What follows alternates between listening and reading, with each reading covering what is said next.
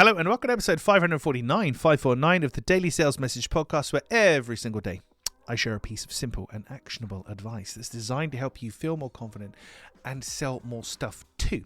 Now, in today's episode, we're talking about what I call arbitrary discounting. Arbitrary discounting. When you're selling something to somebody and they say, "Oh, can't do that. Could you do 500 quid instead of 600 quid? Or could you knock 10% off? Or could you throw in this for free or that for free or whatever?" And you just arbitrarily say, "Okay, there you go." Because you're so, I'm sure that's not what you sound like, because you're so keen to do the deal. So many people are so keen, and I say keen, obviously desperate is probably more accurate for a lot of people, fair enough. But you're so keen to do the deal that, yeah, all right, we'll do a little discount just to get you through it, because we need the money, we need the cash flow, we need you through the door.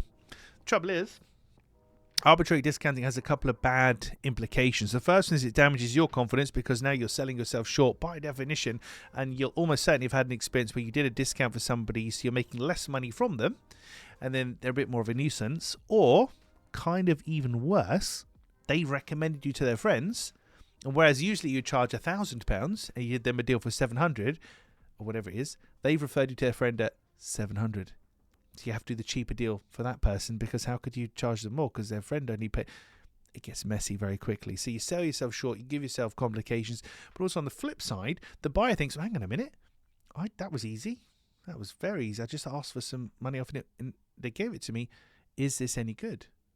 So it can damage their understanding and their perception of your offering. So arbitrary discounting is something that people fall into very easily. Two ways to get around it, two very distinct ways. The first one is to ask. When somebody says, "Hey, can I have a discount?" Sure. What's the reason for the discount? What's the reason for the discount?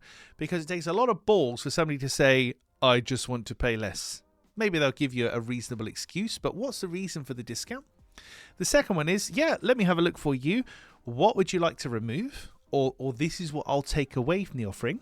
Because when somebody pays less, they should get less. So what they pay and what they get should match. So if they want to pay less, they can't get the same or more in this case. They have to get less. Does that make sense? If they pay less, they get less.